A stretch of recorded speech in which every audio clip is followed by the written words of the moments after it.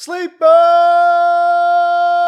Let's go. What's cracking, everybody? Hope everyone had a great Thanksgiving holiday, man. I got 10 sleepers, 10 of them, to help you win your matchups this week based off of good old matchup data. Let's go. All right, at the quarterback position, I'm going back to the well here. I'm talking about Shedeur Sanders taking on San Francisco. The Niners, they're dead last in both quarterback pressure rate and sacks per game. That I think bodes extremely well for Shedeur, who operates obviously best as a pure pocket passer. And prior to putting the clamps on Bryce Young, San Francisco, let's be real, they allowed 22 or more fantasy points in 4 consecutive games. And overall, this is a defensive unit that has allowed the 11th most fantasy points per game to the quarterback position. Let's see if the coaching staff lets Shedeur play hey, can we not take him out in goal-to-go situations and just go straight Wildcat? Like, Stefanski, I don't know what's going on. I don't know why you hate Shedeur this much, but maybe they could hate him just a little bit less.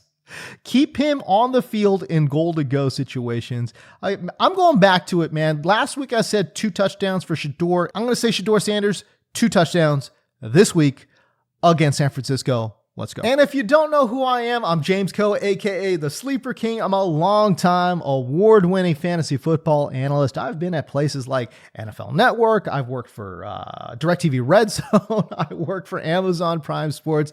I worked at a lot of different places, man. If you guys appreciate the info, hit that like, hit that subscribe. But all right, let's get back to it. I also am really intrigued by Sam Darnold taking on his former team in Minnesota. And if you're wondering why, I only got one word for you. Revenge.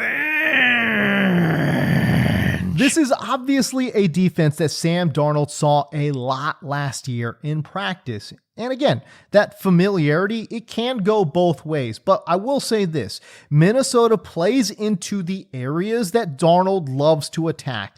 In particular, I am focusing in on the deep ball. They allow I'm talking about Minnesota. They allow a 54.6% completion rate on passes of 20 air yards or more downfield. That's the second worst mark in the NFL. They also allow 19.3 yards per deep pass attempt. That is dead last in the NFL this year. And quite frankly, there's been no one more productive on deep passes this year than Sam Darnold, right? He's got 7 touchdowns on deep passes this year. That's tied for the league lead. He's got 767 pass yards on deep passes this year. That's the outright leader. JSN, I think, is in a great spot, but shoot, deep speed guy in Rashid Shaheed, I think he's in a really interesting spot as well. Both of those guys could really contribute to Sam Darnold having a really nice game against Minnesota this week. At running back, I'm looking at Kenneth Gainwell taking on Buffalo. The Bills defense, look, they were good a few years ago, but right now they are not good. I think what we have here in Buffalo is a defense that is truly one of the worst in the league when it comes to stopping the run. They're dead last in yards after contact allowed to the position group. Overall, they've allowed an atrocious 5.25 yards per carry to running backs thus far this year. You add it all up, man, and they've allowed the 3rd most fantasy points per game to this position group as well. They're not good. Meanwhile, Warren was banged up last week. Gainwell, he took advantage of that, right? He had a slight edge over Jaylen Warren in snap share, 52% versus 49%. I'm looking for that split to continue. I don't know where Jaylen Warren is at in his health, but I do know this. He had 3.8 yards per carry average last week against the Bears. Meanwhile, Kenneth Gainwell, explosive. 9.2 yards per carry for Kenneth Gainwell last week. If they're going with the hot hand, do not be surprised to see Kenneth Gainwell play not just 50%, maybe we're pushing 60% of the snap share there this week against Buffalo. And as I mentioned, great matchup here for Kenny Gainwell as well. RJ Harvey against Washington. The Commanders have allowed the 5th most fantasy points per game to opposing running backs, but it's how they give up this yardage that really intrigues me, right? Harvey is an outside running guy. 57.4% of his runs have come on outside runs. Now, the collegiate charting I've done shows him to be a big-time home run hitter when it comes to running to the outside as well. Now, he hasn't shown that yet this year. I give you that. He hasn't shown that ability to catch the outside seam and really hit that big play. But that may change this week against the Commanders. Why? Because Washington has really struggled to contain outside runs. They allow the third highest explosive run rate. Again, Harvey, big time home run hitter. The Washington Commanders, they allow the third highest explosive run rate to running backs when they run to the outside. They also allow 5.3 yards per carry on these outside runs to running backs as well. That's the 6th worst mark in the NFL. I really like RJ Harvey to come through for you this week. Devin Neal was one of the most added players off the waiver wire, and rightfully so. Obviously, Alvin Kamara dealing with an injury here. Now, he's taken on Miami. Okay, but before we get into the whole analysis, keep an eye on the injury report for Devin Neal as well. Okay, he is working through an ankle injury as well, so let's see where he's at health-wise when he goes up against Miami. But if he's good to go, he's got a great matchup against the Dolphins, right? 4.87 yards per carry allowed to opposing running backs. That's the 5th worst mark in the NFL. And man, they have really struggled to contain receiving backs out of the backfield, right? Miami has allowed an almost impossible 90% completion rate to running backs. That's obviously the worst mark in the NFL. So can Devin Neal get a 2, maybe 3 checkdowns?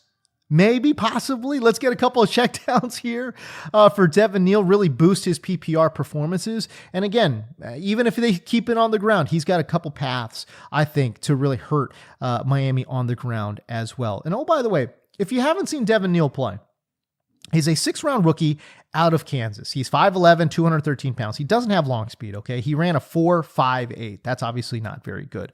But what I will say, though, is that the couple of games that I did see of his, I thought he's got really nice jump cut work. I think he's got good vision as well. And it's that combination of wiggle and vision where I think he's able to really find holes pretty well. He also avoids big tackles, and that's why the majority of his runs that you saw, at least from a collegiate level, he's picking up an extra yard or 2 on the ground.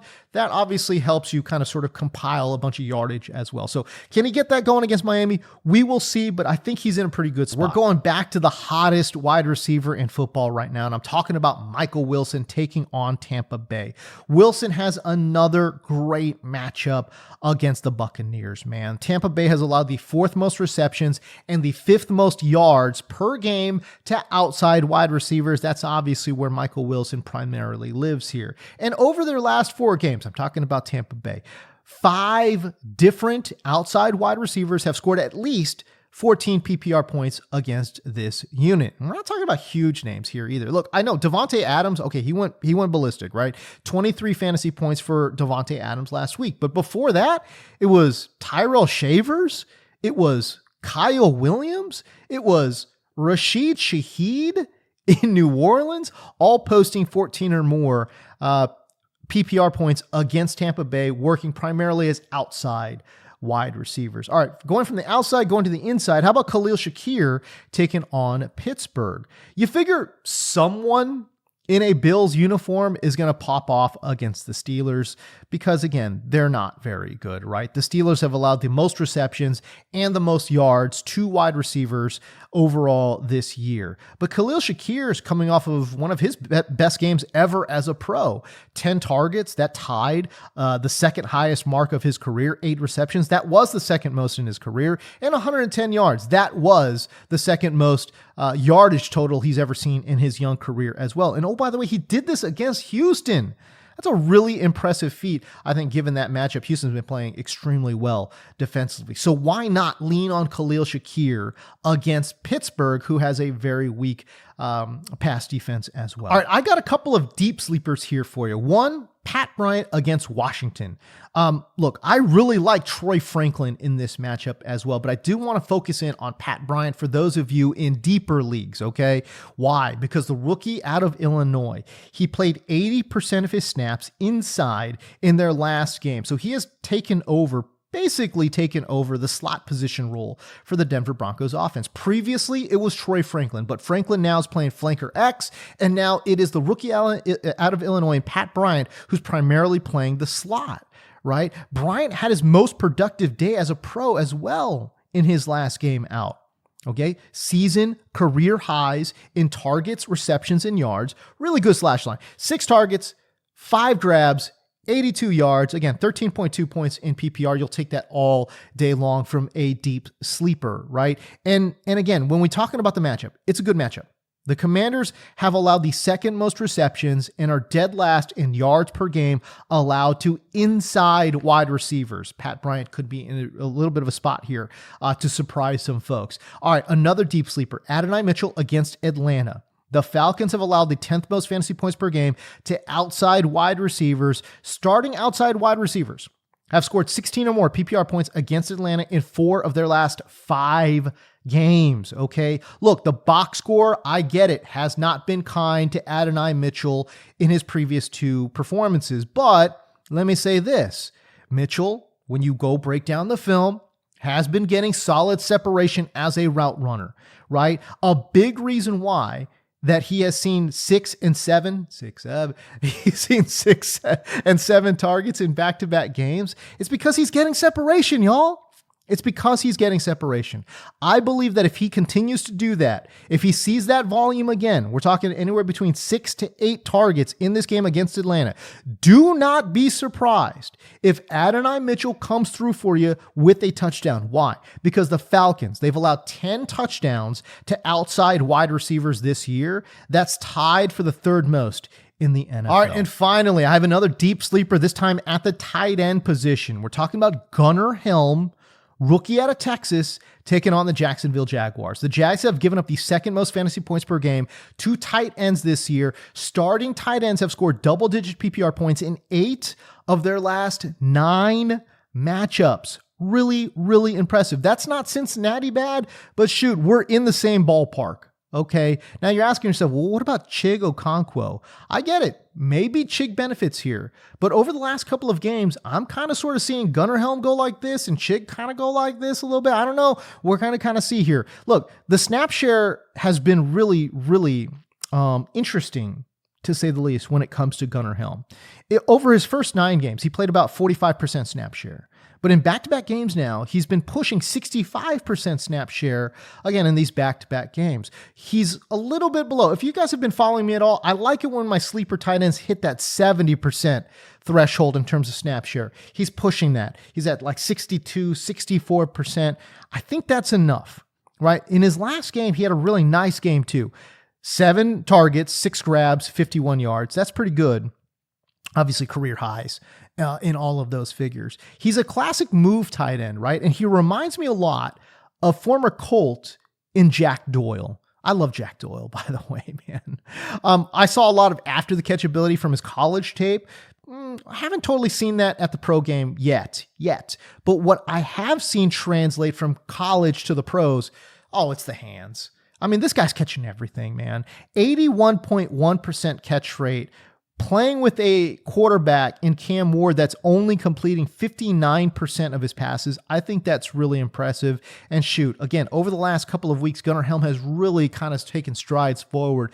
Does Cam Ward rely on Gunnar a little bit more as we close out the season? He might, because again, he's catching everything right now, man. Gunnar Helm, one of my favorite sleeper targets here at the tight end position here in week number 13. Okay, that's it for me. If you appreciate the info, as always, if you could hit that like, hit that subscribe, we would very much appreciate it. We'll catch you guys next week. Same bat time, same bat channel. Until then, peace. But remember, it's never too late to chase your dreams.